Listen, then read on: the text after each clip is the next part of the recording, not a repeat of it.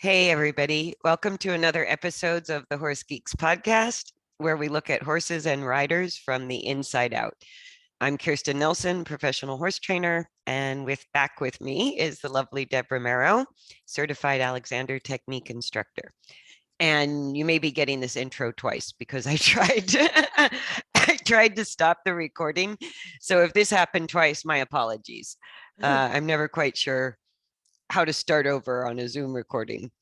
So, anyways, today's topic is a continuation of the solo podcast I did on trailer loading. I thought it would be good to talk about trailer loading one more time on the podcast because it's a big issue for a lot of people. And with Deb here today, I thought we'd talk about some examples. So, the podcast before this, episode 60, I go over by myself, talking about reasons the horse may or may not get in the trailer, or why they resist getting into trailers, and how to work with positive, negative reinforcement, what to do if it's a fear issue versus a lack of motivation issue, and some ideas for simulation. I also just filmed yesterday some video under the category or the playlist hacks on YouTube. There'll be some demonstrations with two different horses, several videos on how to use positive reinforcement to really build confidence with horses going into the trailer. So, and that's, I think what we'll talk about today is maybe review some of those issues with Deb here and maybe talk about some examples. Sure. Because trailer loading, it can go sideways in a dark way.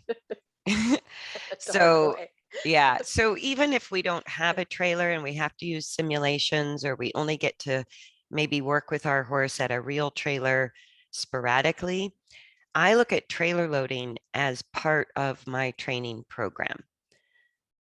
And the purpose of putting trailer loading in a training program is to really build acceptance and confidence and giving the horse time to learn how to go in a trailer, stay in the trailer without being tied, wait for the cue to get out, and then unloading from a trailer. And in one of the videos I did yesterday, I even go over some of the trailer features that put us a little bit in harm's way, like these ramps that you have to put up to close the back of the trailer. We're having to go right in the middle of the ramp. And if you have a horse that suddenly panics, how that ramp could flatten you if you're in the wrong place at the wrong time. Never thought of that. It's almost happened to me a couple of times. Really? Yeah. And that's kind of what I want to talk about today, because I know so many stories and have had so many experiences that people sometimes think aren't possible. So the safety issues around trailer loading are significant, both for us and the horses.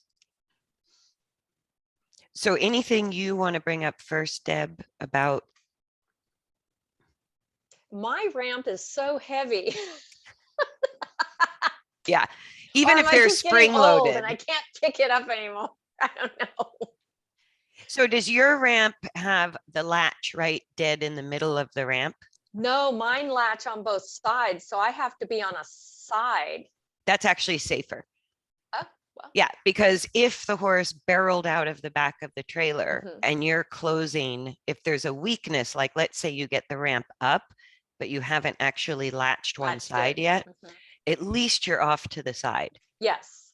Yeah, I never even thought of that, the ones that latch in the middle. Oh yeah, you're putting yourself right in the middle of the ramp, and the horse isn't really solidly closed in. The butt bar might be up, but you're putting the ramp up in order to close the horse in, and the latch is right in the middle. And you better be pretty agile. If the horse panics and blasts through the back end, you don't want to get flattened under the middle of the ramp. What's your thought on a ramp as opposed to a step up? I personally prefer the step ups. Okay. I think they're safer. The ramps, the Never first, thought of it that way. I know a lot of people think the ramps are easier and safer. My first indication of how dangerous ramps could be was a friend of mine years and years and years ago.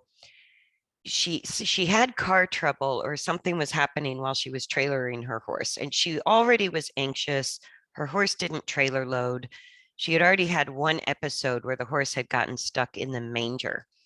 Oy. A two horse with a manger in front, and had kind of gotten a front leg stuck in there. And they managed to get through that. But that's a good example of like getting a horse in a trailer where the horse is still fearful. The horse Yeah. got in out of obedience, but during traveling, that fear level can escalate. You're going to have road noise that can trigger a fear reaction. And so she had a ramp, and for some reason, she had to pull off on the side of the road. She had car trouble. And it was such that for some reason, and I can't remember why, she needed to unload her horse Oh on my the gosh. side of the road. And it was something like if the trailer was hooked up, the car, like emergency road service, wouldn't help with her car. So she was going to have to unhook her trailer to get her car Wow. fixed. So she took the horse out of the trailer and thought she had enough room to navigate everything. But because it was an unusual place to unload and her horse was already nervous, as he came out of the trailer, he took a misstep sideways off the ramp, flipped over, died Ah, on the spot. Dead horse on the spot, like flipped over, hit his head just right, died. wow. And I go, that's a pretty extreme example, but it's what really happened to a good friend of mine. And I go, that sort of sidestepping off the ramp. And then a lot of the ramps will have hardware sticking off the side of the ramp Yeah. that they can catch a shoe on or kind of cut a leg on. So personally, I like the step ups Hmm. just because there's not, it's like dismounting onto a mounting block. I don't recommend to people because if your foot slips while you're getting off onto a tiny mounting block, you can damage your knee, you can fall under the horse. If you're going to get off onto a mounting platform, the platform needs to be pretty wide Yeah, I to be agree. safe. And so it's the same thing with the unload. The loading might be easier, like the mounting block is easier to get on the horse, but the unloading is what I get more concerned about with a ramp Okay. versus a step up and a step down. Yeah, And that's people, real interesting. yeah, people think it's harder or on the horse to step up and step down, but I don't find that's the case. I go, there's just less trouble they can get into. Huh. Have to keep that in mind. And even if they slip a little bit coming out of the trailer, the foot lands on the ground. Yeah, that's one thing about my ramp that I don't like is the actual rubber surface on it. If it's raining, if it's wet, it's very slippery. Yeah. Yes, that can be the other drawback. If you don't have the sticky rubber or the little Hmm. stoppers, wood stoppers added to the ramp, it can be pretty slick Yeah, coming out. yeah, I agree. Oh, which was something I forgot to talk about entirely. I get asked a question a lot. Should you travel with shavings? What kind of shavings? Do you put shavings in your trailer or not? And the reason we need shavings in the trailer when we're actually traveling with a horse is because if they pee or poop, it's going to get really slick on that rubber Yes. surface. So the shavings are important. And the type of shavings, the sawdust type of shavings absorb more moisture faster. So it keeps the surface drier with the horse has a little more grip. But if you have the windows open, the sawdust can kind of blow around quite a bit. So some people recommend the big shavings, kind of big pieces of shavings to go in.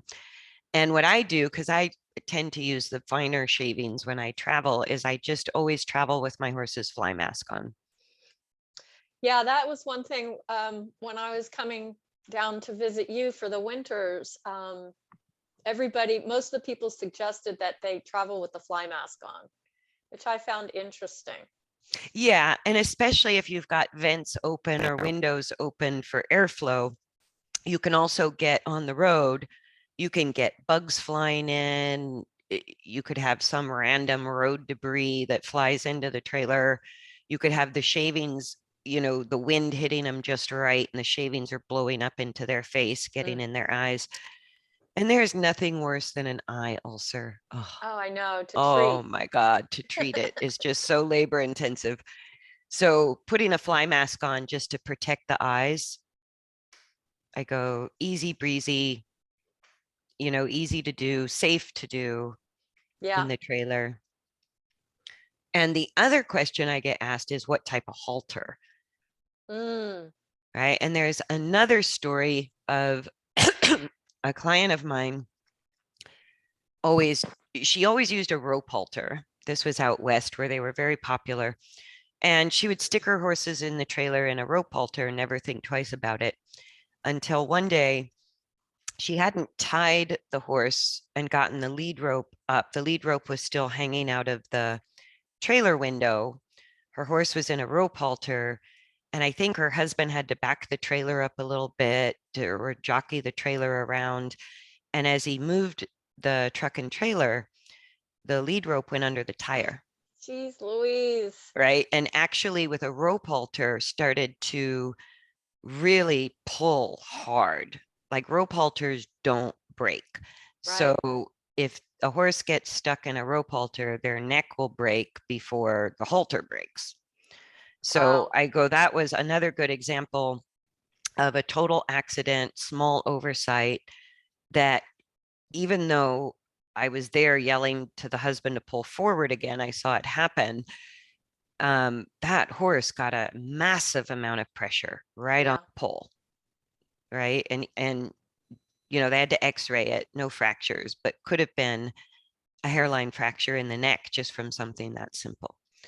So I always tell people breakaway halters, right? With the leather piece that goes over the Hmm. pole.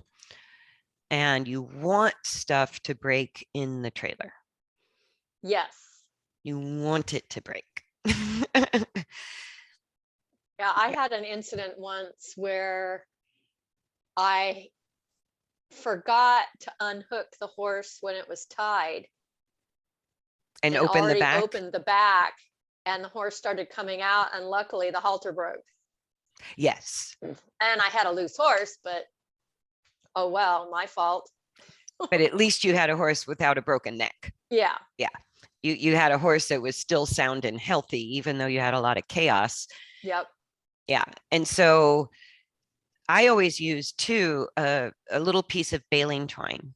So in every trailer, you have a welded hitch where you either put the quick release strap Right. or you tie the horse. And I always put a little piece of baling twine as a loop around the welded metal hitch.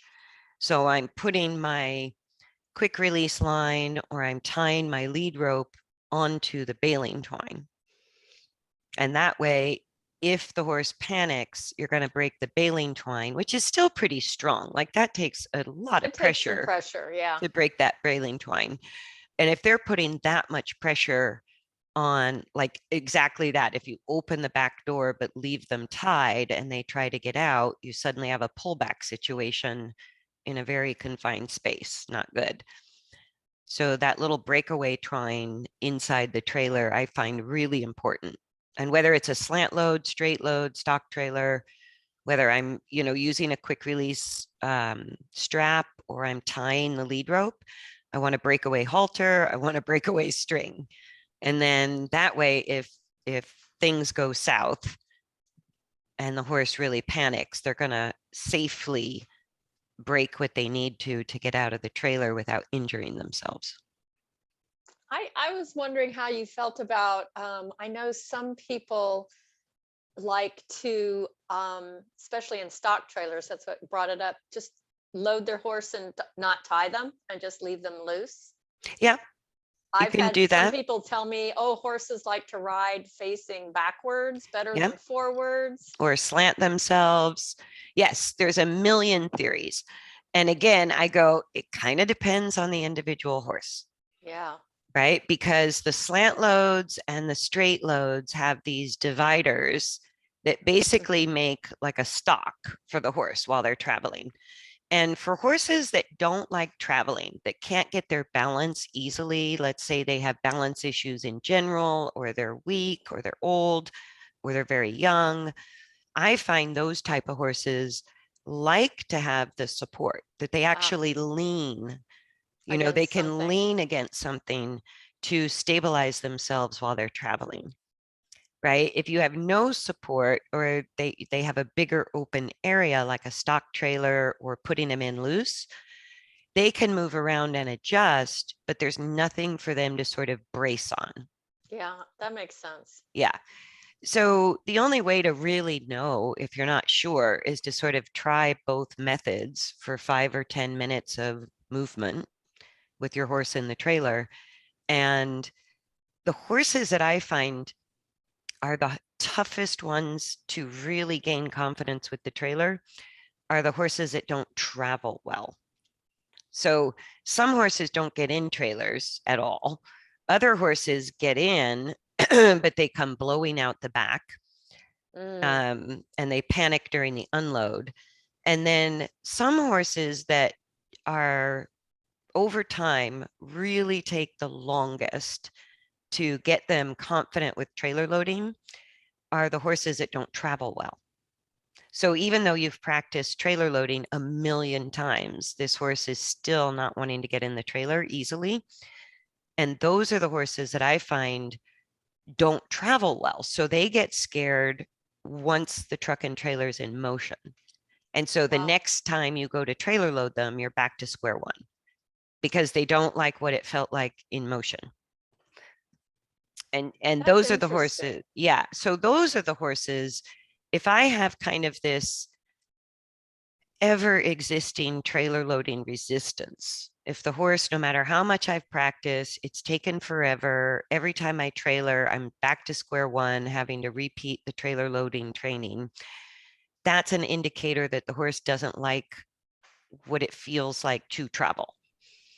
And I've And heard it's pretty rough. I mean, I've got a big 2+1 with a box stall, and I know it's pretty rigid. You know what I mean? The shock system. So, yes, I mean, yeah, having that under their feet, that because they always say the vibration is what gets them it can be the movement. Like when we brake in the car and accelerate, you're going to get that sort of force that forward. during braking, it pitches you forward. And when you accelerate, sort of throws you back, the inertia of it. And that's going to destabilize the horse. So some horses, when the trailer is moving, they can't quite get their stability enough to feel safe. And that's really interesting because they compare it to people, and I think we've talked about this before, that if you're in tension, you're all tense and your muscles are contracted, you can't absorb The all of shock. that motion underneath you. And then the fear comes up, and then the panic. Exactly. And then you have you get to your destination, and the horse is soaking wet with sweat and shaking. Exactly. Luckily, mine aren't that way. But then again, mine are usually, that's another thing, traveling by themselves or traveling with Another horse. companions. But Yeah. that, and the point of it is horses that arrive drenched in sweat and really upset, those are the horses I typically find like something to lean on. They actually That like makes the sense. dividers because they can lean against it. And I think of it like at the Orlando airport, you always have to take this little train from where you go through security to get to the gates. There's this little train you take, not very long, but you can't get there walking. You have to get on this little train. And every single person on the train, because it's in motion like a trailer, is holding onto a pole or leaning against the Mhm. side. They're bracing themselves on something. And so Right. that's sort of how I think of the dividers in the trailer. If the horse really is scared during the motion, I give them more to brace against, not less. And then a question just came up in my head. I mean, when you're loading them in that, because it's like it's not very wide, and my big mare is pretty wide. Does it help if you give them more space? Like my divider, I can slant and give more space, or Yeah, I if don't they're know. traveling by themselves, and again, that just depends on the horse. And it's like, my 17-2 warm blood, I stuffed him into a 2-horse straight load yesterday. He had about, Right. an inch either side. Yeah. And if he got scared in the least, he was a short distance from whacking his head hard. Oh, wow. Right. So I've seen these little helmets you can put on Yep. horses, right? The soft helmets. And I go, yeah, but even if they can whack their head through that helmet and still get damage, which is True. another bad story I have, was stuffing horses in a trailer. And if the horse still has fear issues, if they're a little high-headed with anxiety or tension, but they're being obedient to get in the trailer, but they're distracted, they're looking around, they're looking out the back door, waiting for the exit, their neck is, head is high, neck is short, all of that is why they damage their head trailer loading. Right.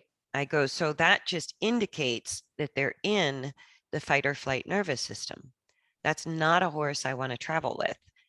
Right. So the whole point of putting trailer loading in your training program is that they can go in the trailer, stay in the trailer, exit the trailer with no movement yet,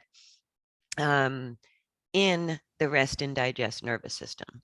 That's the difference. No matter what equipment, what kind of trailer, what you do for safety issues, if the horse is in the fight and flight nervous system for any portion of loading, staying in, unloading, then you're taking a bigger risk moving them somewhere and going somewhere new. Is Yeah, I because agree. soon as that trailer is moving, that fear is going to increase. It's not going to decrease. And when you close them in, it's going to increase, not decrease. Right. So I want to see kind of a long and low posture.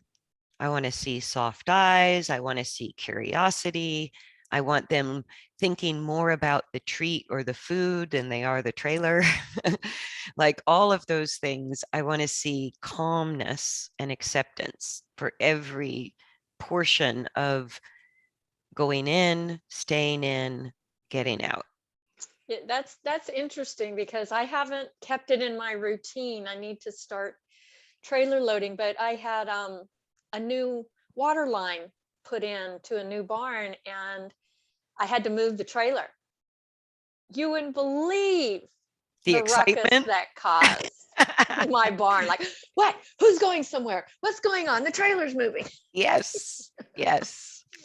No, and it was so funny because my Arabian mare, who's 29 years old, she's been there, done that. She's my best trailer loading horse. And so when I shot these videos that are going to come up on YouTube as examples of trailer loading, um, I started with Prima, my Arab, because usually I can't hardly keep her out of the trailer. In her mind, a trailer is a traveling smorgasbord. And so, like, I give them so much food or treats that the trailer becomes associated with something really good. So you open the back of the trailer and she sort of usually jumps in. But the last trailer ride she had was to and from the hospital to get colic surgery. Wow. And I forgot about that. So when I went to trailer load her to show her as a shining example of what it should look like, she was like, yeah, I'm not sure I want to get in. Because horses have great memories. And Yeah. so it's like the last trailering experience they had is what they're arriving at today's session with. Right? So Yeah. you have to go to the situation where they have experienced fear or discomfort and give the horse time to change that internal experience in the same context. Yeah, and that brings up a lot of stuff in me, because I think as humans, we tend to think about the last time we had a problem with it. So we come with that energy Well, and so do horses. So the problem Yeah. we have at trailers is number one, we're asking our horse to override instinct to Right. get in a small confined space and then travel, right? And then we also have habit. So we have instinct and we have habit. So if the habit is related to trailers equal fear, then you really have some work to do because you already have an instinctual barrier to getting in a trailer. For domestic horses, it's very important as a learned skill, but for any horse, it is not natural to step into a metal cave and be locked in. That Yeah. goes against their instinct. So, dealing with fear issues is huge, even in the best of circumstances. I think my big mare has that because if you, I don't know if it's here, you know her well too, but it's 45 minutes to get her in the trailer and you cannot push Rush her. it. Yeah. No, If you it push has to it, all be her idea. yeah. And she will only go in if she's praised for that itty bitty little step. Yeah. If And she's so what given, I look for inch by inch, because like what I talked about on the other podcast was positive reinforcement versus negative reinforcement. And the difference is for positive reinforcement, we're basically using pausing, taking pressure off the horse is a type of positive reinforcement. Of course, treats and food, positive reinforcement. Affection, positive reinforcement, right? that's what she goes with. She won't take a treat. And Food, that's actually what I was going to say is the way you know that your horse has an authentic fear issue, whether it's instinct or habit or past experience, doesn't matter. If the horse has a genuine fear issue that needs to be worked through, number one, it's going to take more time. Number mhm, two, food and positive reinforcement. Food as positive reinforcement doesn't work. does not work. No, they will not come in for food if there is fear. And that's how I immediately know the difference that this horse needs more time. And because the food doesn't work, it doesn't encourage them to step forward. It doesn't even distract them from their fear, Mm-mm. right? It's like, nope, I'm committed to being afraid of this trailer. That's food won't work. That is how I know the difference between fear and what I might categorize as lack of motivation, skepticism, kind of not feeling like Y- it, you Yeah, know. that's finer things. It's so funny because she's so like her mom. When we'd go to shows with her and her mom when they were babies, we'd always have to have a lunge whip at the end of the trailer.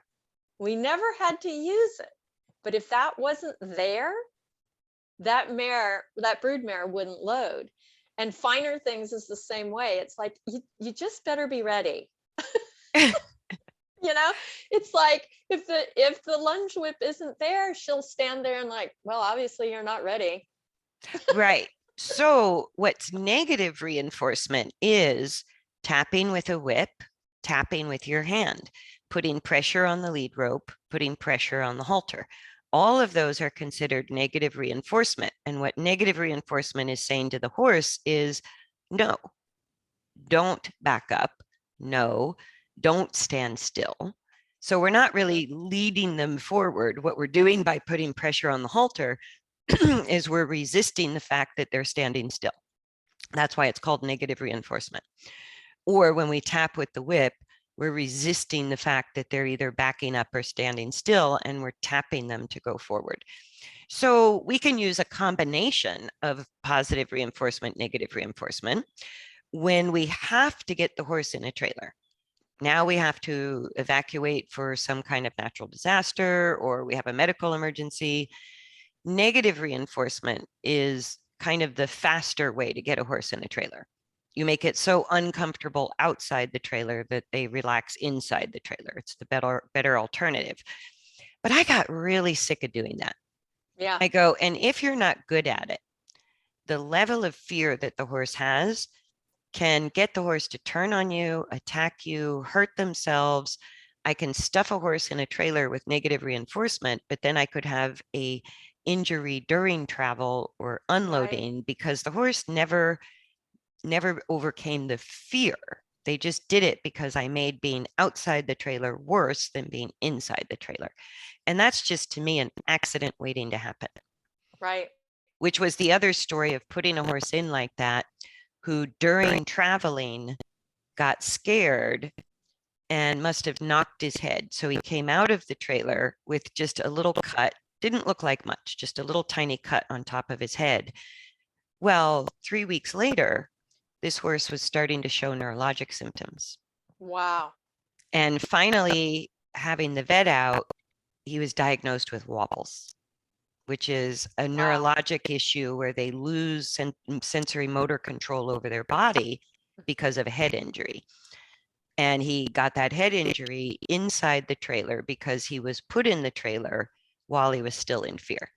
So those Right. are the kind of injuries that can be literally life-threatening to the horse because they're traveling, they're getting in due to negative reinforcement only.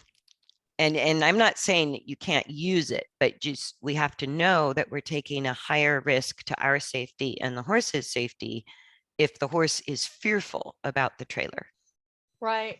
where Yeah. food won't work. Finer Things is never afraid. She just is always, do you really mean it? Yes, and that is my horse, like Prima. What surprised me was even with the method I use, which is if I'm training a horse to become confident with the trailer, I use zero negative reinforcement. I use 100% positive reinforcement. And some people use clickers. I always use food. And I use carrots a lot because even with an IR horse, insulin resistant, not going to Right. be too much sugar. If if I have a healthy horse and I need a lot of motivation, I'll give them like a whole bucket full of like a regular scoop of grain or hay pellets or something they really love and feed it to them in order for them to load themselves in the trailer. So if I put zero pressure on the lead rope, but I just keep that food a little bit ahead where they have to try to get in the trailer Ah, to get the next bite, that's where if they don't put themselves in the trailer to get the next treat or the next bite of food, they're working through fear. So I don't right. rush them. And I go, but as soon as they decide the food has more value, that is the sign that they've overcome the fear. Ah, that's a good one. Yeah. And if they're not going in for the food, you still have some uncertainty and some fear related to the trailer loading. Yeah. How do you feel about hand walking the horse into the trailer? Like I go in first, I think that's the easiest method, with the right? caveat that I don't have a horse who regularly pushes into my space or runs me over. Mm, So, what we do every day, all day, that the horse understands very clearly is we lead them, right? So, when we lead them, I'm usually an arm's length, 2 or 3 feet between me and the horse while I'm leading. So if I can consistently lead my horse and they're light, they're not resisting coming forward, they're not pulling back, they're not getting ahead of me, they're not jumping on top of me. If I have a horse that's calm and attentive and leads with just an arm's length of safe space, then I can just sort of walk that onto the trailer. So if I have an escape door or a safe way to get out of the trailer, then I prefer getting in the trailer first and offering food and sort of leading them in because they understand that. If I don't have an escape door or a safe way to get out of the trailer, if the horse suddenly got in faster than I expected, then I'm going to put like a tray or a heavy bucket of food in the trailer while I'm outside the trailer. And I'm going to let the food sort of motivate the horse little by little to get in farther and farther. Right. And then I'm going to have to work with either tapping my hand on their butt or using a whip to say, could you take a step forward? That's how I would combine the positive reinforcement with the negative reinforcement. I Because think, if I yeah, only have a window, usually if I only have a window and no escape door, I also have some type of manger whether Right. it's soft or hard. So I can put the food there as the ultimate reward for the horse getting all the way in. There's a huge paycheck at the end of that deal. But I have to kind of play with, and a lot of slant loads, that can be trickier to get them confident with it. So you can put food on the floor at different intervals, and you also may have to send them with a little tap of the whip to try to go forward. I think for me, it's real important that the whip is used, or tapping of your hand, as an asking to go forward and not as a punishment for backing up. Absolutely. Absolutely. Because That's outside huge of, in a human's mind. like, before I take a horse to even try to trailer load, if I'm working with a client's horse, the first thing I test is, can I lead you forward from the halter and lead rope easily? You don't get ahead, you don't drag behind. Do you Mm, just harmonize with me with very little pressure on the halter and lead rope? Then I'm also going to test, if I just tap the butt with my hand or a stick, do you go forward with mhm. zero pressure on the halter and lead rope? So some horses are dependent on always being led forward, Ah, and they don't know how to be driven forward from behind. good point. So if I have to load my horse from outside the trailer, the first thing I need to check out is, with zero pressure on the halter and lead rope, can I tap you and you go forward? If they don't understand that out away from the trailer, you're never going to get them in the trailer. Right. So Because they that don't know what little, they don't know. right. So if that little tap forward doesn't send them forward away from the trailer, it's not going to send them forward when you get to the trailer. It's only going to cause confusion and fear. Hmm. So sort of clarifying what our aids mean away from the trailer, then we just have the trailer itself to deal with, but we don't have communication issues. I've heard some people will say just park the trailer in the pasture and feed the horse in there.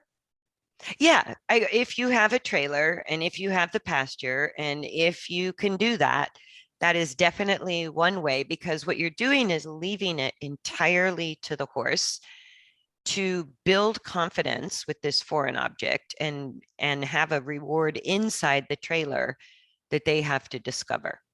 So the way I trailer load, even if I'm present, is not that different, right? What you're That's good to doing, know. if you park the trailer with food in it and you just leave the horse alone, the first thing they do is approach and retreat to the trailer in a way that, if they're afraid, they can ignore it, but the trailer's not going away. It Yeah. stays there, right? So same thing, if even if we have them on a halter or lead rope, that's the first step. When you see the trailer, if you're panicking right there, we need to overcome the fear of you seeing the trailer, right? And we've kind of spoken about this before, about the whole thought we have as humans that if they're afraid of something, we need to drag them to it. Right.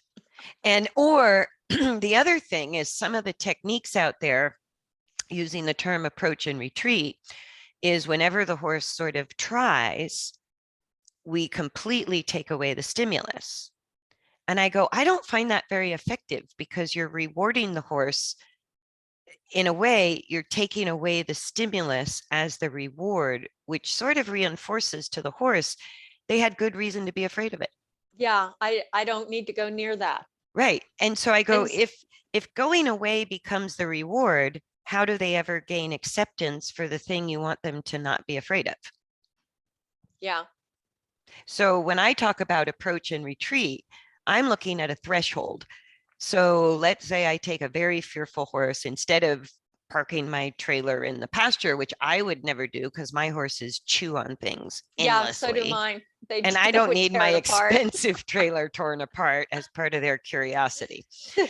So I never do that. I go, if you do that, have at it. It's your trailer. But what's really happening is, they're giving the horse as much time as needed, which I can do without leaving my trailer in the pasture, giving the horse as much time as they need to look at the trailer and shift from fear to curiosity, Yeah. right? So the trailer isn't approaching or retreating, it's neutral. The horse is showing where they have a threshold, right? So if I have the horse in hand, as soon as I'm approaching the trailer, and like you said, you just moved the trailer, and the horses are like, oh, trailer time. Berserk. What's Berserk. going on? Right. So that visual element is important, right? And if my horse isn't calm, looking at the trailer, if they're, distracted, excited, tense, they start to get angry or pushy or ears pinned, all of those are signs that the fight and flight nervous system is becoming dominant. I have a fear issue. Whether it's expressed as fight or flight doesn't matter. The underlying thought is fear. So I have to wait. I don't approach farther because I've hit a threshold. As soon as I see that energy escalation or the body language, the high head, or body language signs of anxiety or tension, that's my stopping point. So I go, okay, there's my threshold. But I'm not going to turn the horse away from it so they're not looking at it anymore. So what do you do? Do you just pause? That's where you initiate just the pause, or Yep. And that's where positive reinforcement is pausing. You're not saying continue towards what you fear. We're going to pause here and see if your nervous system can relax. And what would you be looking for? What would change? I would look for, number one, the ears point where the eyes are looking. So if the horse is avoiding looking at the trailer by being distracted, I'm going to just use gentle corrections on the lead rope to say the first thing I need is my horse's mind in the trailer. Right. And with the mind in the trailer, at any distance, this could be 100 yards. With the mind in the trailer, I also then have to wait until they show signs of calmness and acceptance, which would be lengthening the neck, lowering the head, no longer seeing the whites of their eyes or the little tight wrinkles around their mouth. So the ears pricked forward, but softly, not like intensely pricked forward, not pinned back. Maybe they're half out, maybe they're gently forward towards the trailer. But it's like, I need the mind to be in the trailer first, and then I have to wait for the body language and the energy to show calmness, softness, and general acceptance of that threshold. Right. And the only time I ever retreat, which is not far, is if they're at their threshold, but within 5 minutes, they're not really showing, like the energy is intensifying or escalating rather than calming down. Then what I do is I go, with your mind still focused in the trailer at any distance, I'm going to go ahead and back you away. So I take them straight backwards to kind of give more space, which should reduce fear, but I'm not letting their mind leave the trailer. Okay. I still want them focused on the trailer, but I'm going to physically create greater distance by backing them up. Right. And then if they can relax 5 feet farther from the trailer, then that's where I can help them shift nervous systems. So I might play with a 3 to 5 foot span forward and back. They show me the threshold as soon as the energy escalates. So I can wait at that precise threshold for the calmness to come and the body language to change, or I could back up 1 foot, 2 foot, 3 foot, 5 foot, 6 foot to where that's where they can calm the energy.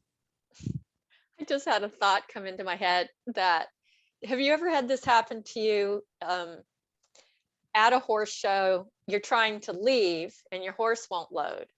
Oh, all of a sudden, all these people start showing up. Yeah. Everybody, to help. Yeah. I don't know if it's because I'm vertically challenged that they think I can't load a 17-hand horse in a trailer, or what. But I think it happens to women more often than men. I agree with that. And I think when they see a horse stuck, it's like the hunter-gatherer instinct that, you've got the animal, everybody kind of push them round them up where you want to go. It's a little bit of a predatory instinct. Is that what that is? Yeah. And so people come and give advice or help. Some ask, some don't. And I just will sort of say, I've got this. I've Yeah. got this. Or you know what goes on? We have to be so careful about what our inner energy is, because if we let our ego get involved, If or we get embarrassed, we get yeah, embarrassed, we take it personally we have when we shouldn't. self-doubt. Am I doing it the right way? You Yep, get, all of or that. get mad at the horse. Why won't you do this? You did this fine. What's the problem? You idiot. Yes, all of those things. And then sometimes, and I know we talked about this before, that you've put this into my head, I hear it so often, is work with your horse like you're the horse trainer, not the owner. You know, It puts a little layer. It makes it less just a little, personal. It makes it less personal because it's yeah, sort of like dealing with somebody else's children instead of your own. You act a little differently with somebody else's kids than you exactly. do with your own kids. And that's how it is with our horses and our pets. If they misbehave, so to speak, we take it as a personal affront to our Hmm. relationship. And I go, sometimes it has nothing to do with us. Exactly. And are we there to help or are we there to be offended? It's like, I don't even waste my energy on being offended. I just sort of go, it is what it is. How are we going to change this situation? I think that's real important, to be in the present and not thinking about the last trailer loading session, or, to truly be present, watching your horse. Are they going into fight or flight mode? You know, Are they in rest and digest? yeah. Are they confident enough to come forward for the food? And that's how I trailer load for life, because the horse will organize its own body with conscious control if they're in the rest and digest nervous system. So that to me is the key to everything. And I go to really develop trailer loading for life. I put it in the category of basic handling because it's freaking boring. It should be so boring. Yeah. The first sign of transition from fear towards acceptance is curiosity, but that's only the first step. From curiosity, they have to achieve boredom. And then they feel authentically 100% safe in the context of loading, staying in, unloading. If the horse isn't dead bored or more interested in the food than anything else, you still have residual fear issues. It'll be interesting, since I haven't put my big mare in the trailer in probably over a year, is she's more balanced now. And And I'm that can have wondering, a lot to do with it. this Yes. is I'll have to report back and let everybody know. Does that help? Does it not? Yeah. Can I arrive without pre-existing conditions in my head? Can I take a fresh start? No Yeah, matter what happened in the past, can I take a fresh start yeah. right here, right now? And I actually, I've had this thought rolling around in my head, and I'm not quite sure. Maybe we'll do a podcast on it. But I think when we're really watching, when we have nonverbal communication and we're watching energy and body language and posture to communicate with our horses back and forth, there's something magical about that that keeps us very present. So horses with exceptional memories are showing up with instinct and habit based on their past experience of this skill, whatever it is.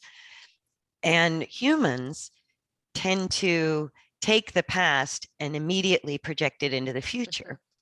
And there's something about playing with emotions and dealing with the two nervous systems, sort of observing which nervous system is dominant in ourselves and the horse, that keeps us very present. So Yeah, it's in the present moment that we make change. That's where the training occurs, is in the present moment. And emotions are changing wicked fast, yep. and a new stimulation can have a huge emotional reaction or none, right? It has nothing to do with the outside stimulation or what we're asking the horse to do in a skill.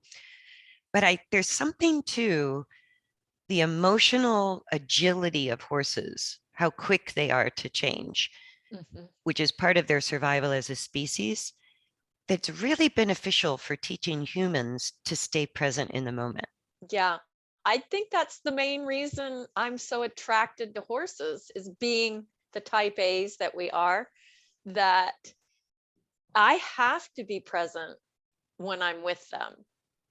And I think trailer loading exaggerates that because Aha. it's a big stimulation that is instinctually just wrong for horses to accept trailers. Like that goes against every instinct a horse has. Right. So it has to become a learned skill. We have to gain acceptance and a sense of internal safety in the context of a trailer. And if we're patient and observant, I think it's kind of one of those exaggerated skill developments or exaggerated situations where reading the emotions of our horse is the key. It's the key to the training with a trailer. So kind of fun to play with from that point of view about how present we have to stay and how fast it can change. And that we did it on a previous podcast. You know, I see all these things online about people getting bucked off or spooked off on the trail.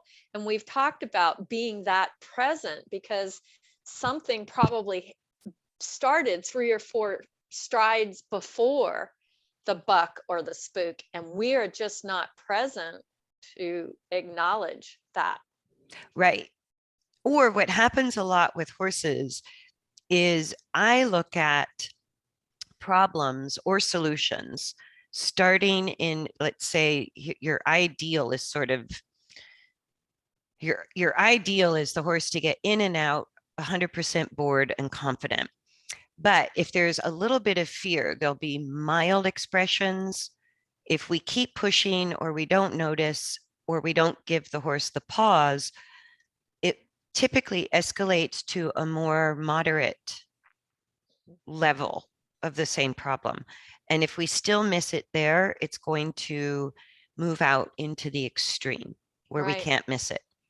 So when we pay attention to the mild expressions of anxiety or tension or fear or postural changes or energy level changes from calm, higher, lower, they still mean the same thing.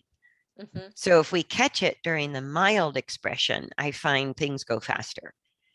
If we I blow think, through the mild, nine yeah, times out of 10, the horse is going to escalate to moderate and then extreme. I think the pause is real important, just to pause and check in instead of having that I've got to get this done There is mindset. no greater positive reinforcement from a horse's perspective than to take pressure off of them. That's what the Yeah. pause does. And we carry that with us wherever we go. We don't need to have a treat, a clicker, a certain something. We just have to pause, let the horse think it through, take the pressure off of them, and then try again. And that's a fresh start. You know, we can take a fresh start every 3 seconds. It's a fresh start. We're in a new moment. And I think we'll have to do a podcast on it at some point because it's really interesting how much horses teach us to stay Yes. present moment to moment. But I think we better wrap it up here.